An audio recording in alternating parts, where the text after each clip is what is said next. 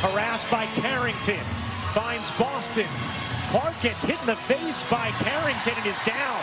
When Dijonai Carrington got in touch with fortitude and amazing performances, found herself in a difficult situation when the blow obviously affected her vision. The question on everyone's mind, was this just part of the game, or did Carrington take things too far?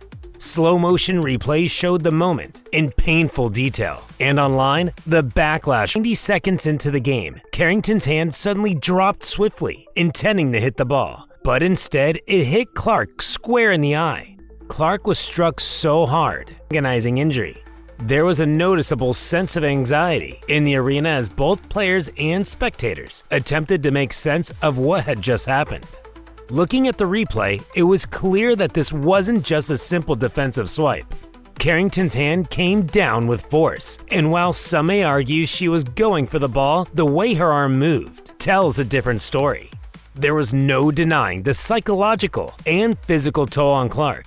She's a player recognized for her toughness and skill, but this kind of injury was different. She wasn't quite herself as the game went on, and it was obvious that her eye injury had affected her performance.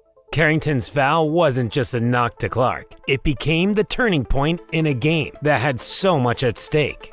The aftermath for Caitlin Clark. Caitlin Clark's play declined noticeably after the foul.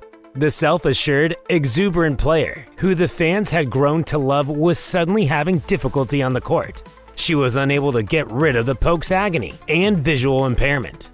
Her typically accurate shooting was missing, and it appeared as though the injury was getting worse every time she made contact with the ball. Clark's flow was off for the remainder of the game, clearly disturbed, something you don't often see from her. The statistics cut out the challenges of playing through an injury like this. When you've been poked in the eye, it's not just physical discomfort you're dealing with, one commentator explained. It messes with your focus, your depth perception, and even your confidence. It's hard to stay mentally locked in when your vision is compromised.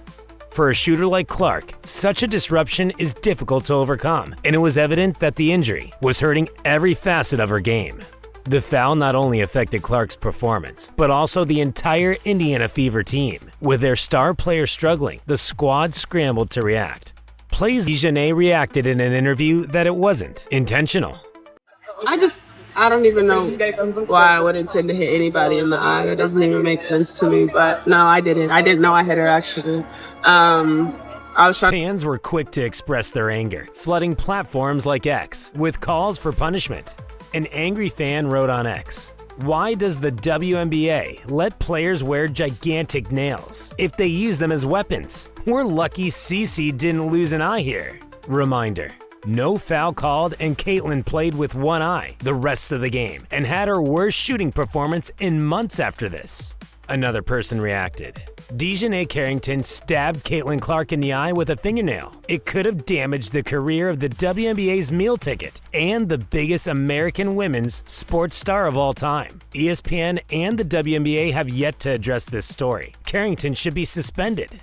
One post on X read, echoing the sentiment of many who felt the foul was far more than an accident. Sports analysts didn't hold back either. Shannon Sharp jumped in on the controversy, saying that was intentional. You don't accidentally poke someone in the eye like that. He made it clear that, in his view, Carrington's actions were reckless and deserved consequences. Stephen A. Smith added his voice, saying the WNBA needs to protect its stars, especially someone like Caitlin Clark, who is bringing more eyes to the sport. The conversation expanded beyond the foul to include a discussion of how the league handles issues involving its top players. Across the board, fans and analysts appeared to agree that Carrington had passed the line. Caitlin Clark was assaulted yesterday in her very first playoff game in the WNBA. We've seen the animus directed at Caitlin Clark all year.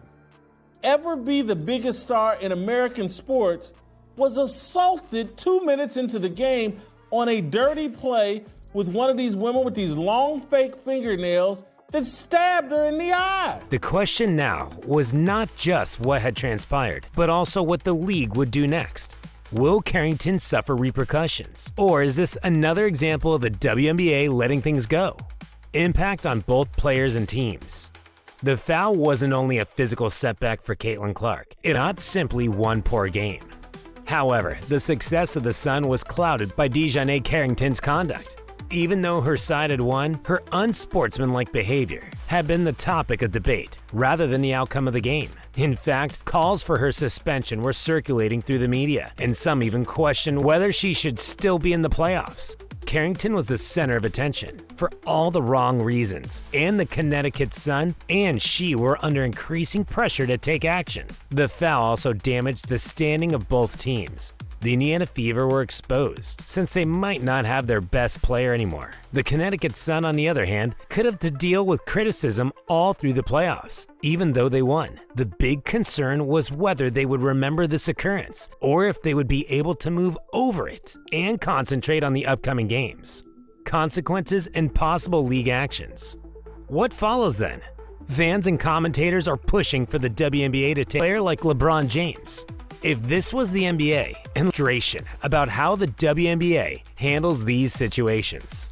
Now that the league is under pressure to act, many are unsure of whether they will intervene or ignore the situation. The league as a whole, as well as Carrington, have a lot on the line.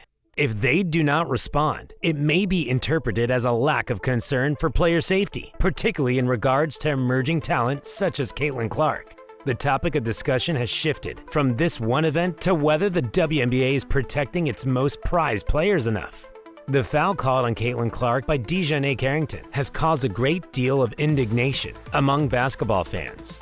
Commentators, supporters, and even players themselves have chimed in on the dispute, arguing if this was intentional or just an aggressive play gone bad.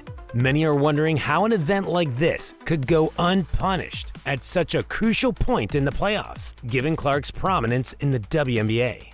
Do you think Carrington should face suspension for her actions? Let us know what you think in the comments below. Don't forget to like and subscribe for more Caitlin Clark videos.